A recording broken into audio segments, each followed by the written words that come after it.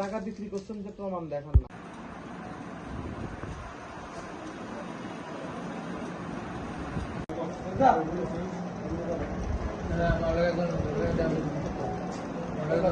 আজকে Bishalgarh traffic unit তারা প্রত্যেক দিনের মতন রেগুলার ভেহিকেল চেকিং করতেছিল বিশালগড় বক্সনগর রোডে।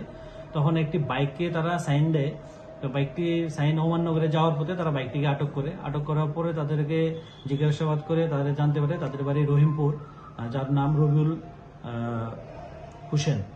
তো তখন তাদের কথার মধ্যে কিছু অসংলগ্নতা পাওয়ায় তাদের জিজ্ঞাসাবাদ করে এবং তাদেরকে সার্চ করে তাদের কাছে 500 টাকা 60টি বান্ডেল পাওয়া যায়।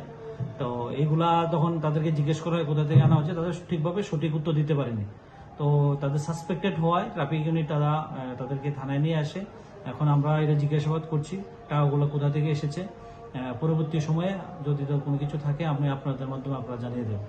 টাকাগুলো এখনো আমরা কাউন্ট করিনি। তো বান্ডেলগুলা আমরা দেখছি 500 টাকার বান্ডেল, 60টা বান্ডেল আছে। যে বাইকটি থেকে পাওয়া গেছে তার নাম্বার হলো TR07H9462। এই বাইকটি নিয়ে তারা বক্সনগর দিকে যেতেছে। এটাই আমরা এখন ভেরিফাই করছি তারা টাকাগুলো কোথা থেকে এনেছে এবং কি উদ্দেশ্যে নিয়ে যাচ্ছে।